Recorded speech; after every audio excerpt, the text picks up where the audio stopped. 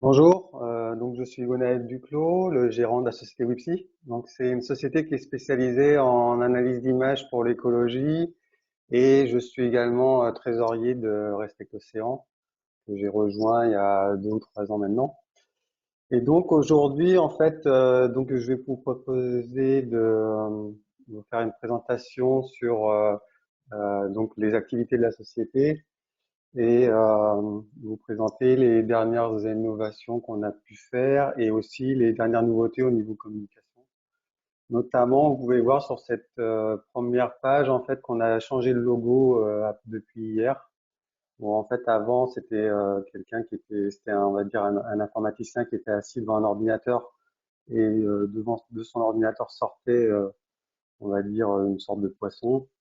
Et aujourd'hui, en fait, on a décidé de refocaliser sur le fait qu'on sert surtout à retrouver donc la faune sauvage, notamment là une tortue, sur des photos prises soit par un drone, soit par un avion. Et je vais vous expliquer tout ça. Donc en fait, Wipsy, c'est une société que j'ai montée en 2013 suite à une reconversion professionnelle. En fait, j'ai travaillé pendant 15 ans à Thomson en tant qu'ingénieur on va dire, en vision, en informatique industrielle. C'est-à-dire qu'on faisait des équipements qui vous permettent de recevoir la télévision via les satellites et les téléphones, notamment avec l'idée de compresser en temps réel des vidéos. Et en fait, à ce moment-là, on a été rendu à détecter des visages ou des terrains de foot automatiquement sur les films pour que vous voyez pas où est-ce qu'on compresse. Parce que la compression, en fait, ça signifie enlever des informations. Et donc, on essaye d'enlever les informations que les gens ne voient pas. Et en fait, en parallèle, grâce à la plongée sous-marine, je passais mes vacances à faire des missions d'éco-volontariat. Donc, c'est-à-dire que j'allais aider des biologistes marins, notamment, à faire des comptages de cétacés, que ce soit au large de la Corse ou à Madagascar.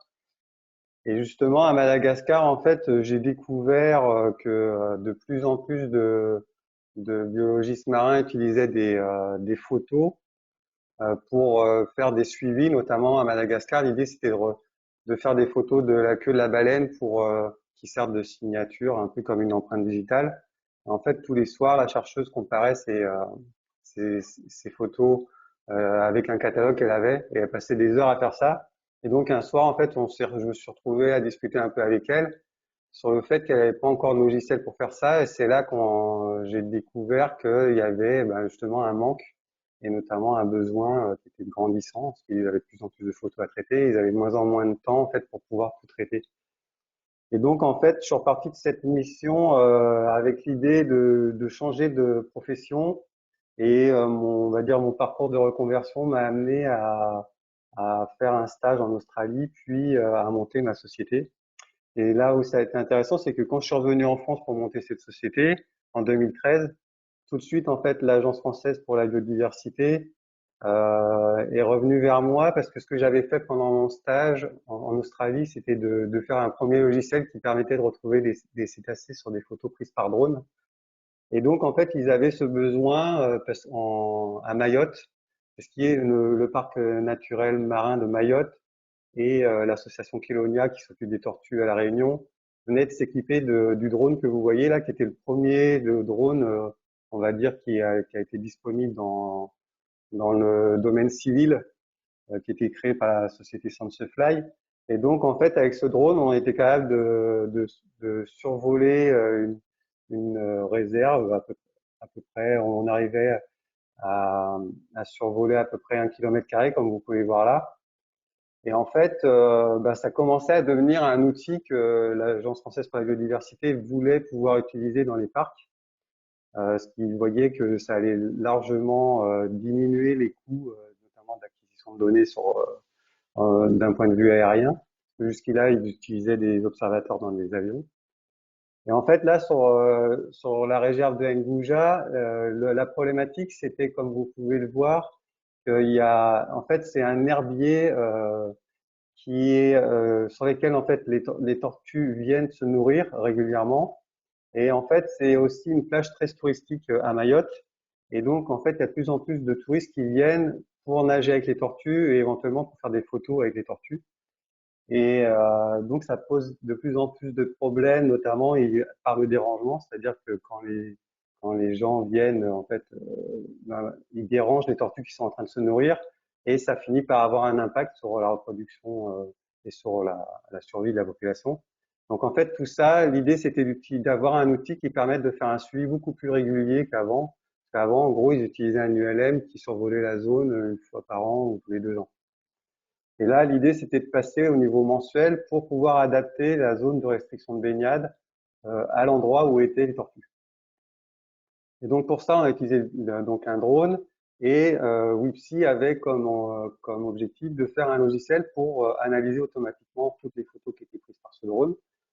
Et donc en fait, le principe des algorithmes qu'on développe, c'est qu'en fait, on utilise une partie des photos qu'on va dire au début du projet, sur lesquelles on indique manuellement où sont les tortues dans les photos. Et on va dire, on apprend à l'ordinateur à reconnaître les objets d'intérêt, donc là les tortues marines, en lui montrant plein d'exemples. Et en fait, on, on va dire qu'on fait de l'apprentissage sur ce qu'on appelle un réseau de neurones, qui est en fait l'équivalent d'une simulation du fonctionnement d'un cerveau, mais dans un ordinateur. Et donc, en fait, une fois que ce réseau de neurones a été mis au point, on peut lui envoyer des nouvelles photos et donc la détection va fonctionner en deux phases. La première, c'est qu'il va essayer d'abord de trouver des objets d'intérêt, c'est-à-dire des endroits où potentiellement ça pourrait être des tortues. Et puis, il y a une deuxième phase où en fait, il va essayer de classer les endroits qu'il a trouvés comme intéressants en comparant en fait cet endroit avec ce qu'il a considéré comme étant des caractéristiques de tortue. Et à partir de ça, en fait, il donne un score de probabilité que ce soit une tortue. Donc, comme vous pouvez le voir ici, en fait, on a des très bons résultats qui sont au-dessus de 90% sur la plupart des tortues. Et il y a quelques tortues. Ici, c'est une tortue lutte. Donc, en fait, il y en a beaucoup moins à Mayotte. Comme elle est un peu différente, il en a vu moins. Donc, il est un peu moins sûr que ce soit des tortues. Et puis, en fait, il y a des endroits où il est un peu moins sûr, comme ici, où on voit que la tortue est beaucoup plus mimétique. Et puis, en fait, les autres patchs, vous voyez, ils considèrent que c'est pas des tortues. Et des fois, il est plus ou moins sûr. Et là, en fait, on a un faux ami. En fait, c'est pas une tortue, c'est un trou dans le corail qui ressemble à une tortue. Mais ça, même les experts en tortue marine disaient qu'ils se seraient fait avoir aussi. Donc voilà. Et en fait, à partir de cet algorithme qu'on a d'abord développé dans un point de vue recherche, on l'a intégré dans un logiciel qui sert tous les jours en fait sur le parc marin. Parce que vraiment, comme je vous disais tout à l'heure, le but c'était pas seulement de faire de la recherche comme dans beaucoup de labos, c'était vraiment de faire en sorte que notre société puisse faire sortir les algorithmes des labos pour pouvoir faire des logiciels qui soient utilisables tous les jours dans les parcs. Et donc, en fait, c'était vraiment important pour nous de faire un logiciel qui puisse être assez facile d'utilisation. Donc, en fait, ici, vous avez toutes les photos qui ont été prises par le drone, qui ont été intégrées dans le logiciel. Vous voyez à peu près d'une centaine de photos. Et en fait, il y a juste à cliquer sur ce bouton là, détecte-moi les tortues. Et en fait, il utilise la carte graphique. Ici, vous voyez GPU, ça utilise la carte graphique de l'ordinateur pour lancer les algorithmes. Et après, en fait, à la fin de traitement, vous avez ici les tortues qui apparaissent entourées et vous pouvez aller vérifier si les détections sont bonnes. Notamment, on a mis un système de zoom qui permet de grossir vraiment très fort et pour être capable de bien assimiler. Et même, il y a un moyen de régler ce zoom pour pouvoir, parce qu'on s'est rendu compte qu'en fait, il y a des différences de zoom qui font que des fois, on s'aperçoit que c'est plus ou moins une tortue. Et donc, à partir de ces données, on a aussi travaillé sur un autre logiciel qui s'appelle QGIS, qui est un logiciel de cartographie qui est vraiment très utilisé dans les parcs naturels.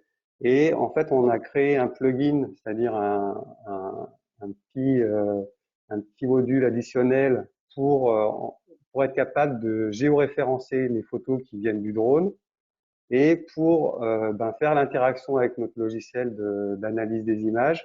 Et ça permet notamment de ramener les résultats qui ont été faits sur la détection et de créer ce genre de balises qui permettent de géopositionner la tortue dans l'espace qui a été décidé. Et donc, par exemple, là, on a le point GPS de la tortue et on a aussi deux points aux extrémités de la carapace qui permettent automatiquement de calculer la, la longueur de la tortue. Et en fait, à partir de cette interface, on a donné aussi la possibilité à l'utilisateur, notamment s'il arrive à reconnaître l'espèce ou à déterminer le sexe de l'animal sur l'image.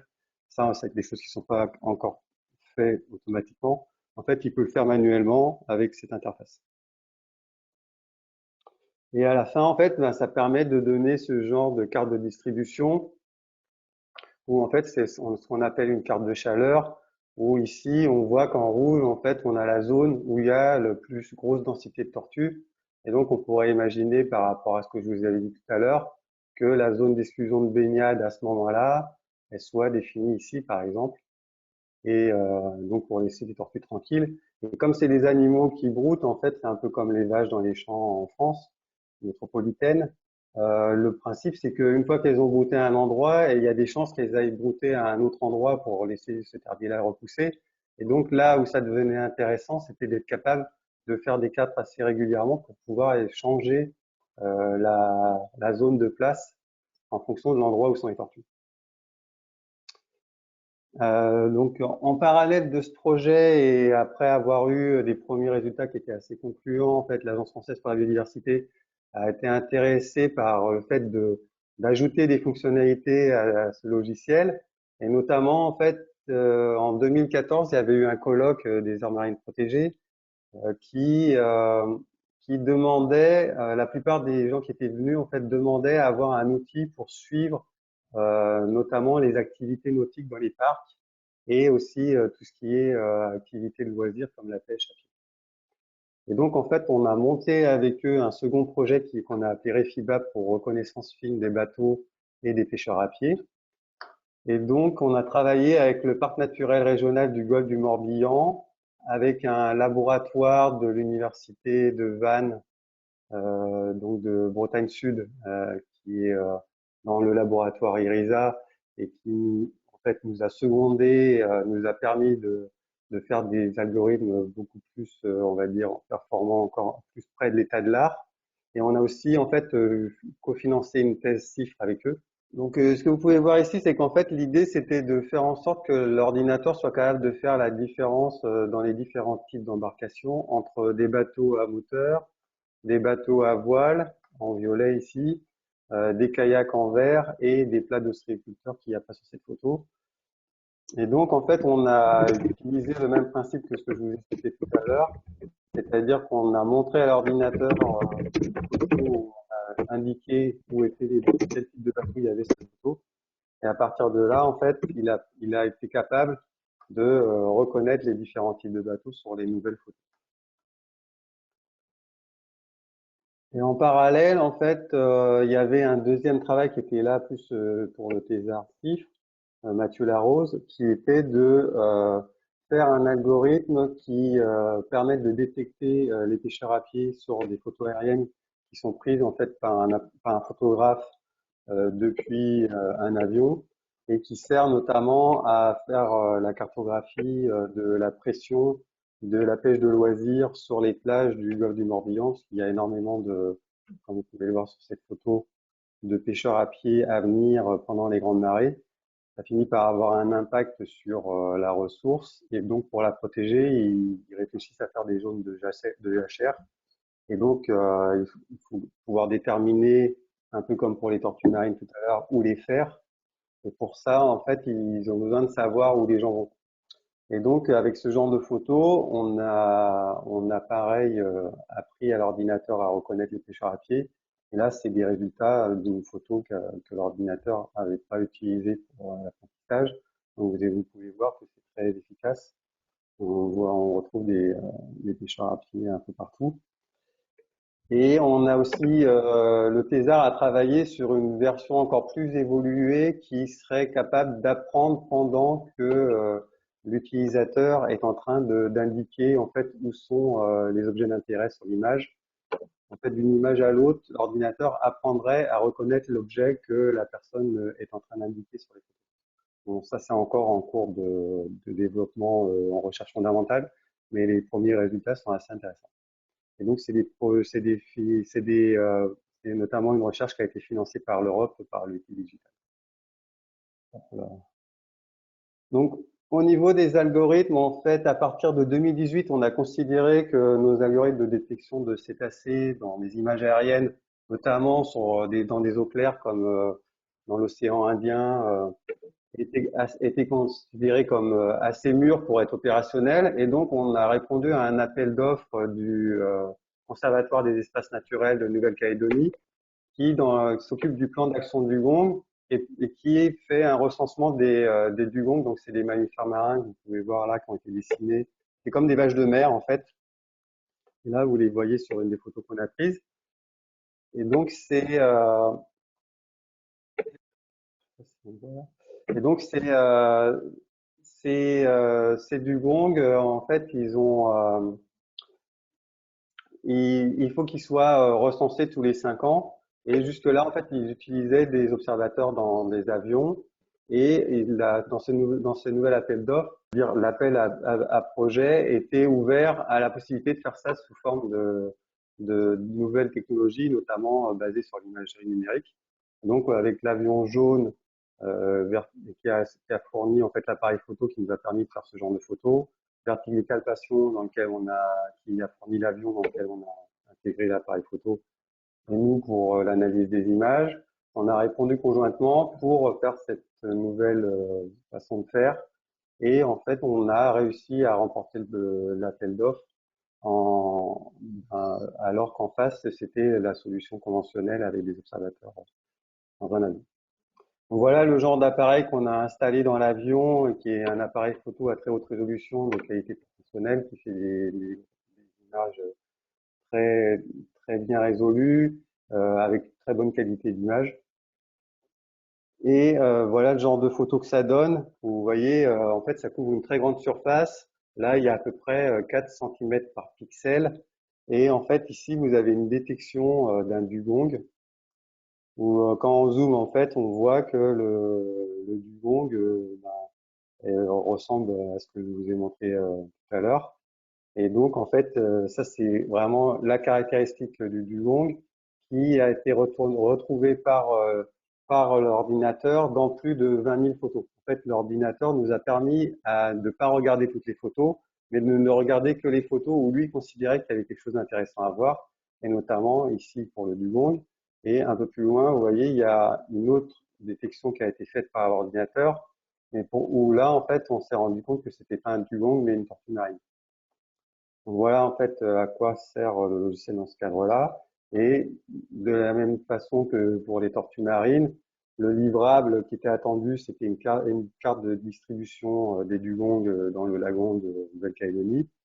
Donc vous pouvez voir ici tous les transects qui ont été faits par l'avion et les endroits où ont été observés des dugongs, et notamment la représentation sous forme de carte de chaleur pour montrer les endroits où il y a plus de dugongs, l'histoire de densité. Après, ce qu'il faut voir, c'est que ça, c'est pas la vraie carte parce que ce sont des données confidentielles, mais la carte que nous avons livrée ressemble. Et depuis l'année dernière, en fait, nous continuons à travailler avec l'Agence française de la biodiversité sur des problématiques qu'elle a envie de traiter. Et notamment, nous venons de commencer un nouveau projet qui s'appelle CEMACAP. Et cette fois-ci, en fait, l'idée, c'est de suivre et d'étudier la mégafaune marine, mais pour les caractériser automatiquement dans les parcs éoliens. C'est-à-dire qu'on veut reconnaître les cétacés, les oiseaux marins au niveau des parcs éoliens qui vont être construits autour de la métropole, notamment pour les études d'impact où il y a des obligations de suivi de l'impact des travaux, notamment sur la mégafaune marine. Et donc c'est un projet qu'on a de nouveau monté avec l'IRISA, avec l'OFB et avec France Énergie Marine. Et c'est un projet qui est financé par l'ADEME. Voilà pour la partie marine.